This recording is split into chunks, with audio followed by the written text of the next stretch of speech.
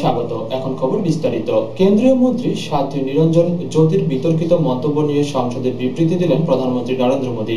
বিরোধীদের কাছে সুষ্ঠুভাবে সংসদের অধিবেশন চলতে সাহায্য করার আবেদনও করেন প্রধানমন্ত্রী। কেন্দ্রীয় মন্ত্রী সাধ্বী নিরঞ্জন জ্যোতির বিতর্কিত মন্তব্য নিয়ে সংসদে বিবৃতি দিলেন প্রধানমন্ত্রী নরেন্দ্র মোদী। বৃহস্পতিবার রাজ্যসভায় তিনি বলেন, কেন্দ্রীয় খাদ্য প্রক্রিয়াকরণ মন্ত্রকের রাষ্ট্রমন্ত্রী তার বিতর্কিত মন্তব্যের জন্য ইতিমধ্যে ক্ষমা চেয়েছেন। বিরোধীদের কাছে নরেন্দ্র মোদীর আবেদন, এবার সুষ্ঠুভাবে সংসদের অধিবেশন চলতে সাহায্য করুন। और मैं मानता हूं कि क्षमा मांगने के बाद इस सदन में इतने वरिष्ठ लोग बैठे हैं, इतने अनुभवी लोग बैठे हैं कि क्षमा के प्रति उनका भाव क्या रहता है हम भली भांति परिचित हैं।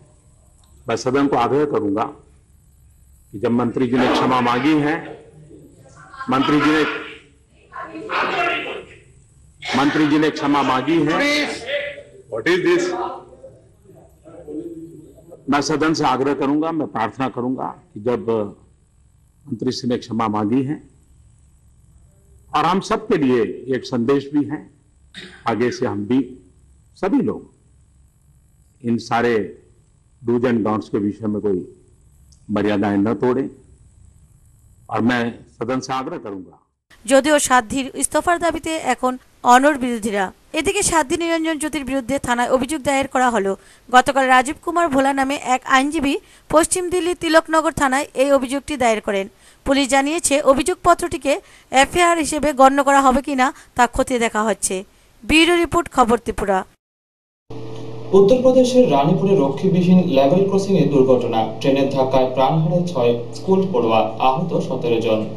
উত্তরপ্রদেশের রানীপুরে রক্ষীবিহীন লেভেল ক্রসিংয়ের দুর্ঘটনা। ট্রেনের ধাক্কায় 6 স্কুল পড়ুয়ার মৃত্যু। স্থানীয় সূত্রে খবর, বৃহস্পতিবার সকালে মাও জেলার খুরহট স্টেশন লাগোয়া ওই লেভেল ক্রসিং দিয়ে ডিডি কনভেন্ট স্কুলের একটি বাস যাচ্ছিল। বাসে 23 জন পড়ুয়া ছিল। সেই সময়ই বাসটিকে ধাক্কা মারে প্রচণ্ড গতিতে আসা আজমগড় বারাণসী প্যাসেঞ্জার। ঘটনাস্থলেই 5 স্কুল পড়ুয়ার মৃত্যু হয়। আহত 18 জনকে হাসপাতালে ভর্তি করা হয়। তাদের মধ্যে 7 জনের অবস্থা আশঙ্কাজনক। পরে একজন হাসপাতালে মারা গিয়েছে বলে জানা গিয়েছে। রেলমন্ত্রী সুরেশ প্রভু জানিয়েছেন, খুব তাড়াতাড়ি তিনি ঘটনাস্থলে যাবেন। और मैं इमीडिएटली इसके बाद फौरन वहाँ जाकर वहाँ रहने वाले जो दुर्भाग्यपूर्ण जो उनके पिता माता है, उनके परिवार है, उनके मिलने के लिए मैं जा रहा हूँ। और अभी भी हमने पार्लियामेंट में अनाउंस किया है, वैसे देखा जाए तो जो मुआवजा दिया जाता है उसका जो नुकसान होता है, जिसको बच्चे चले जाते हैं उसको तो नुकसान कभी भरा नहीं जा सकता, लेकिन फिर भी हम एक कोशिश कर रहे हैं कि जाकर उनका सांत्वन करे, उनको जो कॉम्पेंसेशन भी हमने। জেলার পুলিশ সুপার একে শুক্লা জানিয়েছেন, 5 শিশু ঘটনাস্থলে প্রাণ হারায়। ব্যুরো রিপোর্ট, খবর ত্রিপুরা। ভোজ্য তেল ও ডালের পরিবর্তে ভর্তুকির টাকা নগদে সরাসরি ভোক্তাদের ব্যাংক অ্যাকাউন্টে দেওয়ার প্রকল্প শুরু হলো রাজ্যের গোমতী জেলাতেও। গোমতী জেলা পরিষদের কনফারেন্স হলে এর আনুষ্ঠানিক উদ্বোধন করেন মন্ত্রী রতন ভৌমিক। ভোজ্য তেল ও ডালের পরিবর্তে ভর্তুকির টাকা নগদে সরাসরি ভোক্তাদের ব্যাংক অ্যাকাউন্টে দেওয়ার প্রকল্প শুরু হলো গোমতী জেলাতেও। বুধবার গোমতী জেলা পরিষদের কনফারেন্স হলে এর আনুষ্ঠানিক উদ্বোধন করেন রাজ্যের পানীয় জল ও স্বাস্থ্য বিধান দপ্তরের মন্ত্রী রতন ভৌমিক। এই প্রকল্প ত্রৈমাসিক ভিত্তিতে রূপায়িত হবে, যেখানে ভোক্তাগণ ভর্তুকি বাবদ তাদের প্রাপ্য নগদ অর্থ প্রতি 3 মাসে একসাথে 105 টাকা করে পাবেন। তার এই অক্টোবর থেকে ডিসেম্বর মাস পর্যন্ত প্রথম কিস্তির টাকা ব্যাংক অ্যাকাউন্টের মাধ্যমে ভোক্তাদের তুলে দেওয়া হয়। এই দিন প্রকল্পে জেলাভিত্তিক সূচনা অনুষ্ঠানে উদয়পুর শহর ও শহর পার্শ্ববর্তী এলাকার ভালো সংখ্যক ভোক্তা সামিল ছিলেন। প্রকল্পের সূচনা করে মন্ত্রী রতন ভৌমিক বলেন, আমাদের রাজ্যে এখন ব্যাংকের পরিমাণ সংখ্যা বেড়েছে। সবচেয়ে বেশি ব্যাংক হলো গ্রামীণ ব্যাংকের। তাদের শাখা আমাদের অনেক এলাকার মধ্যে আছে, নতুন করেও খুলছেন, কোঅপারেটিভ ব্যাংক খুলছেন, ইবিআই আছে, স্টেট ব্যাংক আছে, অন্যান্য কিছু ব্যাংকও আছে, বাণিজ্যিক ব্যাংকও আছে। কিন্তু খুব পরিতাপের সাথে বলতে হয়, আমাদের ধরেন রেগা কর্মসূচি চলে ব্যাংকের মাধ্যমে। আমরা আমাদের লিড ব্যাংক হলো ইউবিআই, তারপরে বেশি কাজ হলো গ্রামীণ ব্যাংক। কিন্তু গত পুজোর আগ থেকে আমরা দেখছি গ্রামীণ ব্যাংকের কাজকর্ম বা ইউ এর কাজকর্ম ভালো না। আমাদের রেগার যেই কাজ হওয়ার কথা সেগুলি আমরা ঠিকমতো করতে পারছি না। আমাদের ডিস্ট্রিক্ট থেকে, ব্লক থেকে যে রিপোর্ট আমাদের কাছে এসছে, সর্বশেষ ব্যাংকার্সদের নিয়ে রাজ্য স্তরে যদিও বসার পরে ব্যাংকগুলি কিছুটা তাদের কিছু সমস্যা ছিল, এগুলি কিছুটা কাটছে। কোঅপারেটিভ ব্যাংক তুলনামূলকভাবে আমাদের রাজ্যের হলো তারা ভালোই কাজ করছিল, কিন্তু ইউবিআই গ্রামীণ ব্যাংকে আমাদের সবচেয়ে বেশি কাজ গ্রামীণ ব্যাংকের, তারা যদি ঠিক মতো না কাজ করে, তাহলে আমি প্রথম আবেদন করব, নিশ্চয়ই তাদের কোনো সমস্যা ছিল, এটা নিশ্চয়ই তারা সমাধান করবেন। রাজ্য পর্যায়ে তারা মিটিং করেছেন। এদিনের সূচনা অনুষ্ঠানে মন্ত্রী ছাড়াও উপস্থিত ছিলেন গোমতী জেলা পরিষদের সভাধিপতি সুনীতি সাহা, সহকারী সভাধিপতি দীনবন্ধু দাস, উদয়পুর পৌর পরিষদের চেয়ারপারসন মনিকা দাস, গোমতী জেলার অতিরিক্ত জেলা শাসক PL চাকমা, উদয়পুরের মহকুমা শাসক অজিত দেবনাথ প্রমুখ। মন্ত্রী রতন ভৌমিক সহ অন্যান্য অতিথিরা কয়েকজন ভোক্তার হাতে ভর্তুকি প্রাপকের শংসাপত্র তুলে দেন। ব্যুরো রিপোর্ট, খবর ত্রিপুরা। আবার নিয়ে নিচ্ছি ছোট্ট বিজ্ঞাপন বিরতি, সঙ্গে থাকুন।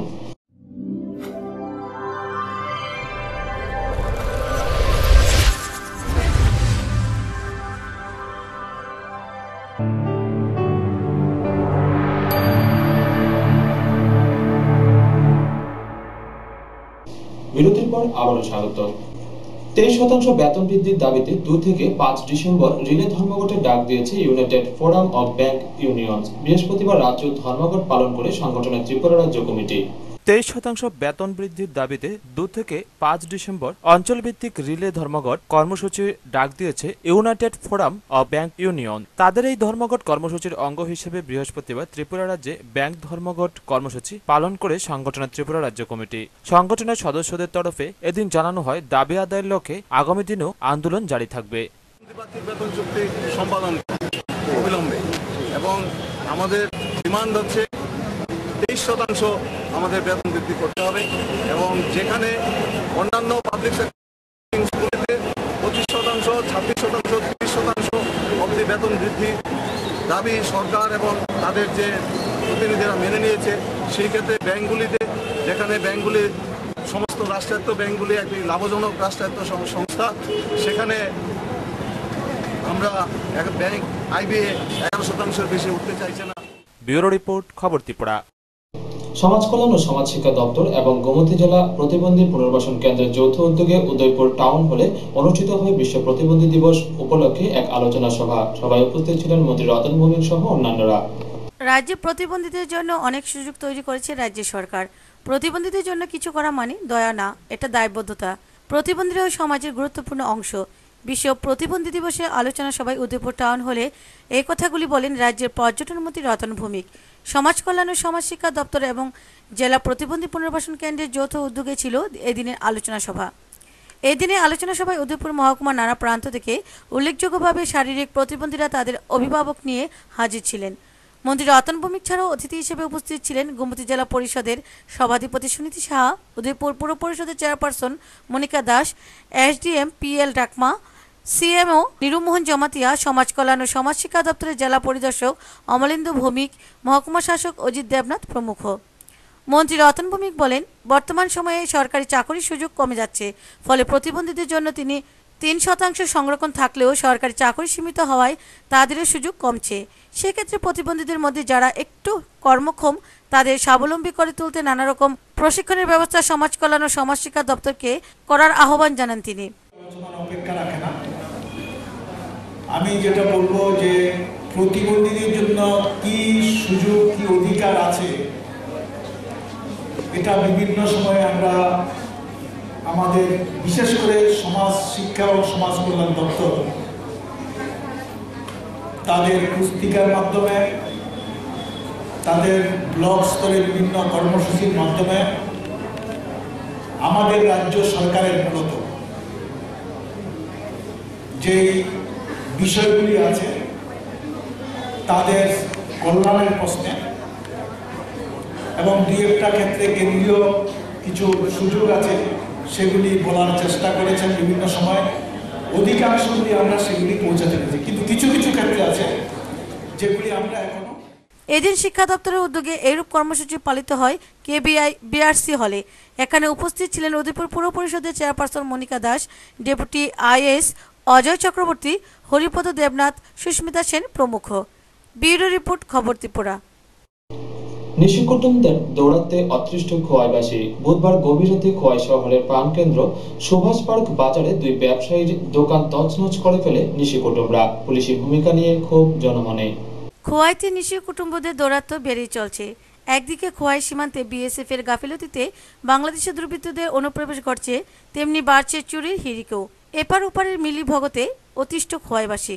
বুধবার গভীর রাতে খোয়াই শহরের প্রাণকেন্দ্র সুভাষ পার্ক বাজারে নিপেন চক্রবর্তী অভিন্ন সংলগ্ন স্থানে 2 সুনামধন্য ব্যবসায়ীর দোকান তছনছ করে ফেলে নিশি কুটুম্বরা।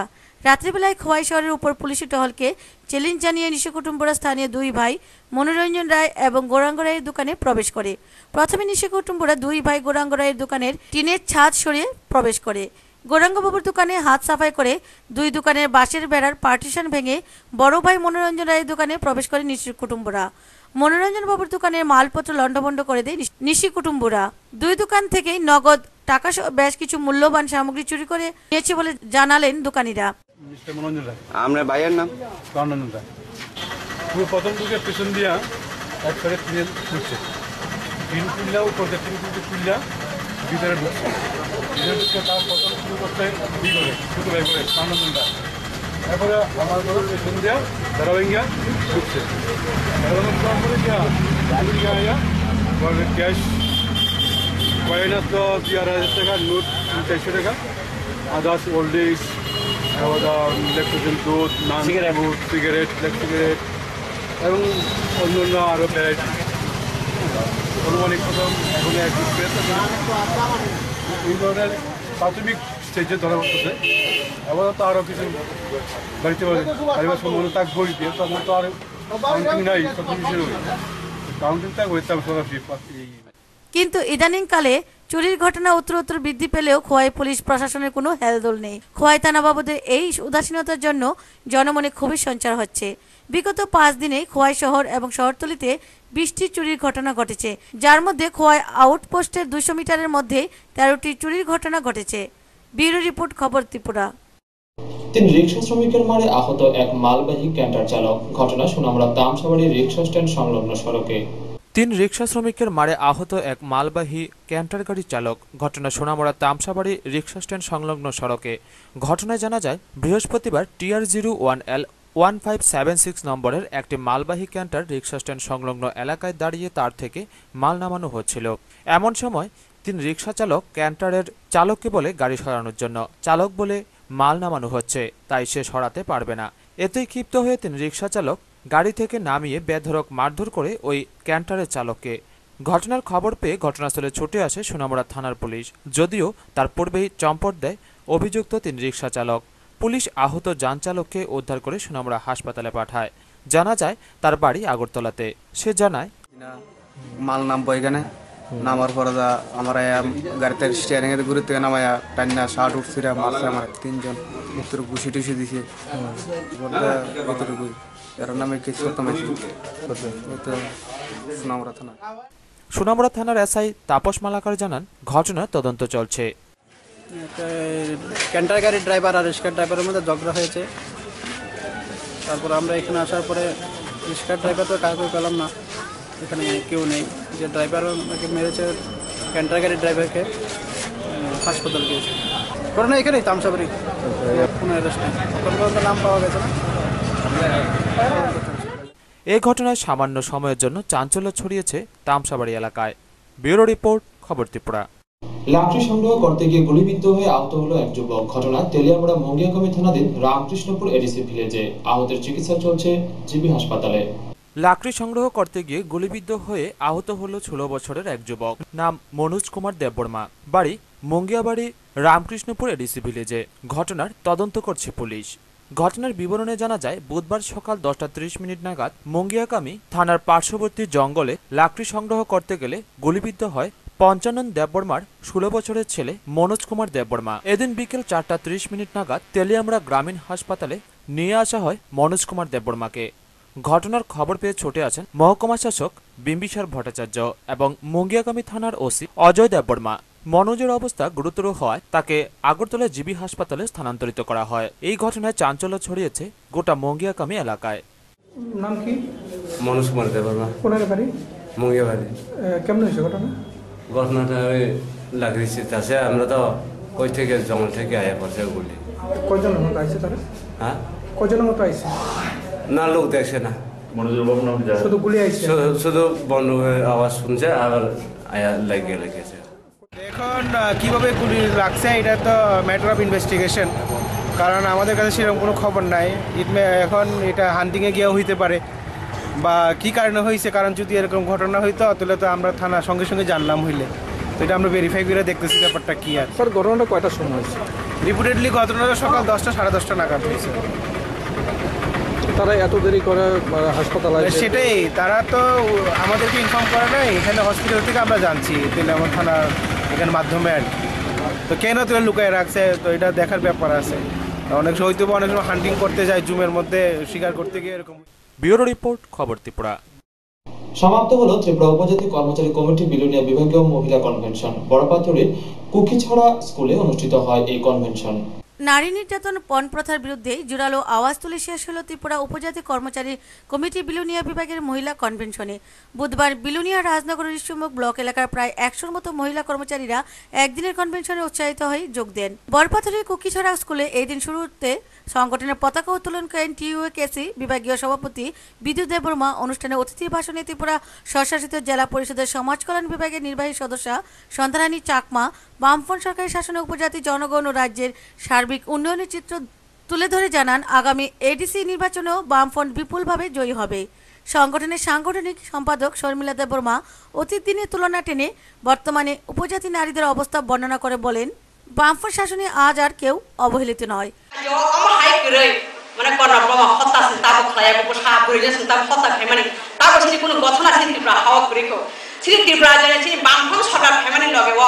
তিনি বুড়ি গুসা আছে খাঙ্গাই যে বিবেল পরিবার তো খাঙ্গাই মাসা যে মাংনি বিসিং হগাই মাসা 300 লাই 16 বছর ধরে মানানি বাগৈ তিনি বামফ্রন্ট সরকার নাকেনি খাই দङ।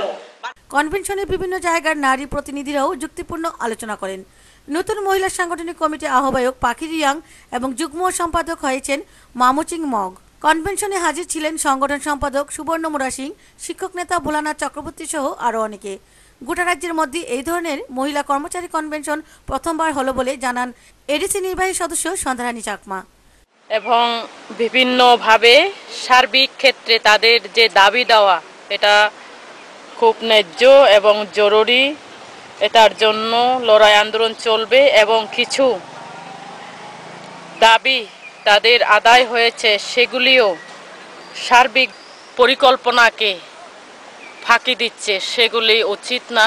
আমাদের কর্মচারী সংগঠনের দায়িত্ব হবে সেখানে সেগুলিকে দূর করা এবং সময়ের কাজ সময়ে শেষ করা, শিক্ষাকে সকলের কাছে পৌঁছে দেওয়া। এটাও এই টিইউকেসি উপজাতি এলাকায় একটা ভূমিকা প্রতিপালন করবে বলে আমি বিশ্বাস করি। ব্যুরো রিপোর্ট, খবর ত্রিপুরা। ভিত্তিপ্রস্তর স্থাপন হলো কৈলাসহর গৌরনগর ব্লকের শ্রীরামপুর বড়খোলা হাই স্কুলের সায়েন্স ল্যাবরেটরি। ভিত্তিপ্রস্তর স্থাপন করেন ঊনকোটি জেলার জেলা পরিষদের সদস্য আমিনা বেগম। গৌরনগর ব্লকের অন্তর্গত শ্রীরামপুর বড়খোলা হাই স্কুলের সায়েন্স ল্যাবরেটরির ভিত্তিপ্রস্তর স্থাপিত হল। 32 লক্ষ টাকা ব্যয়ে 3 কক্ষ বিশিষ্ট এই সায়েন্স ল্যাবরেটরির ভিত্তিপ্রস্তর স্থাপন করেন গৌরনগর পঞ্চায়েত সমিতির ভাইস চেয়ারম্যান ইনুস মিয়া খাদিম। ভিত্তিপ্রস্তর স্থাপন অনুষ্ঠানে উপস্থিত ছিলেন ঊনকোটি জেলা পরিষদের সদস্য আমিনা বেগম, গৌরনগর পঞ্চায়েত সমিতির সদস্য এলাজন বিবি, বিদ্যালয় ভারপ্রাপ্ত প্রধান শিক্ষক গিয়াস উদ্দিন সহ এলাকার বিশিষ্ট ব্যক্তিত্বরা। উদ্বোধনী অনুষ্ঠানে বিদ্যালয়ের ভারপ্রাপ্ত প্রধান শিক্ষক গিয়াস উদ্দিন বলেন,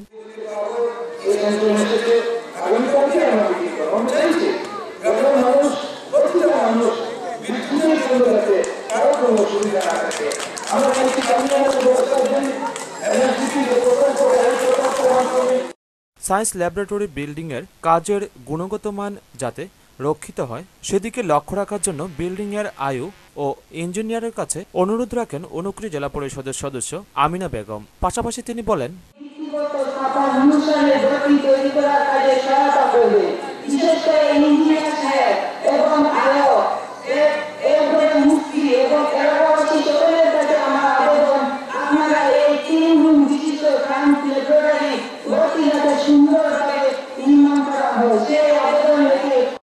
ব্যুরো রিপোর্ট, খবর ত্রিপুরা। রাজ্যের অন্যান্য স্থানের পাশাপাশি কমলপুরে শুরু হলো প্রদেশ কংগ্রেসের সভ্যপদ সংগ্রহ অভিযান। 45 নং বিধানসভা কেন্দ্রের মোট 55টি বুথ কেন্দ্রে একযোগে শুরু করা হয় সভ্যপদ সংগ্রহ অভিযান। কমলপুরে প্রদেশ কংগ্রেসের সভাপদ গ্রহণ অভিযান শুরু। সারা রাজ্যের সঙ্গে তাল মিলিয়ে কমলপুরে শুরু হয়েছে প্রদেশ কংগ্রেসের সভাপদ গ্রহণ অভিযান। কমলপুর মহকুমার ৪৫ নং বিধানসভা কেন্দ্রের সাধারণ আসনে মোট ৫৫টি বুথ কেন্দ্রে সভাপদ গ্রহণ অভিযান একযোগে শুরু করেছে মহকুমা কংগ্রেস দল। ইতিমধ্যে বিষ্ণুপুর বিলাসছড়া পঞ্চায়েতের প্রতিটি বুথ কেন্দ্রে সভাপদ গ্রহণ অভিযান সম্পন্ন করেছে কংগ্রেসের কমলপুর মহকুমা কমিটি। জেলা কংগ্রেস সভাপতি মনোজ কান্তি দেব বিলাসছড়া পঞ্চায়েতের নতুন বাগান এলাকায় সভাপদ অভিযানকালে সাংবাদিকদের জানান, সমাজে পিছিয়ে পড়া ভালো অংশের মানুষ সভাপদ গ্রহণ করছে। তিনি আরও বলেন, কমলপুর ৪৫ নং বিধানসভা কেন্দ্রে ৫৫টি বুথ সেন্টারে মোট ৫,৫০০ সভাপদ গ্রহণ করানো হবে। প্রতিটি বুথে ১০০ থেকে ১৫০ জন ন্যূনতম সভাপদ পাবে। তিনি দাবি করেন, সিপিএম এর বিকল্প হিসেবে একমাত্র কংগ্রেস দল, তাই সাধারণ মানুষ কংগ্রেসের সভাপদ গ্রহণ করছে। আমরা ভারতীয় জাতীয় কংগ্রেস দলের সদস্য সংগ্রহ অভিযানে আমরা সামিল হয়েছি এবং ৪৫ নং বিধানসভা কেন্দ্রের যে ৫৫টা বুথ রয়েছে এর মধ্যে অনেকগুলি বুথই প্রত্যন্ত অঞ্চলে, তার মধ্যে একটা অন্যতম বুথ এই নতুন বাগান ৪৫ নং বিধানসভা কেন্দ্রের ১৭ নং বুথ। সেই বুথে আজকে আমাদের সদস্য সংগ্রহ অভিযান এবং বাগাইছড়ি থেকে পানবাওয়া পর্যন্ত প্রতিটা বুথে আমরা প্রতিদিন দিন করে করে আমরা সদস্য সংগ্রহ অভিযানে নেমেছি এবং আমাদের টার্গেট ৫,৫০০ থেকে ৫,৫০০ মেম্বার করা।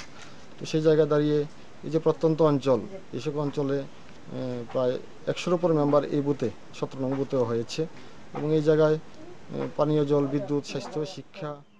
কংগ্রেসের সভাপদ অভিযানে মহকুমার সকল কংগ্রেস নেতাদের উপস্থিতি ছিল লক্ষণীয়। আগে বহুদিন ধরে সিপিএম আছে, সিপিএম কোনো সাহায্য পাইতে আসে না, বহুত কষ্ট করে চলতে আসি, আমরা কিছু পাই না। তারপরে আজকে যদি কংগ্রেস আয় আমরা কিছু সাহায্য পাইব বা ভালোভাবে ফলাফল লেখাপড়াও। ব্যুরো রিপোর্ট, খবর ত্রিপুরা। খোয়াই জেলা হাসপাতালে চিকিৎসারত রোগীর আত্মহত্যার চেষ্টা, পুলিশকে আড়াল করে শঙ্কাজনক অবস্থায় জীবিত স্থানান্তরিত করা হয় রোগীকে। এ ঘটনায় আতঙ্ক বিরাজ করছে হাসপাতালের অন্যান্য রোগীদের মধ্যে। খোয়াই জেলা হাসপাতালে সোমবার ভোর ৪টা ৩০ সময়ে হাসপাতালে চিকিৎসাধীন পুরুষ বিভাগে এক রোগী ফাঁসিতে আত্মহত্যার চেষ্টা করে।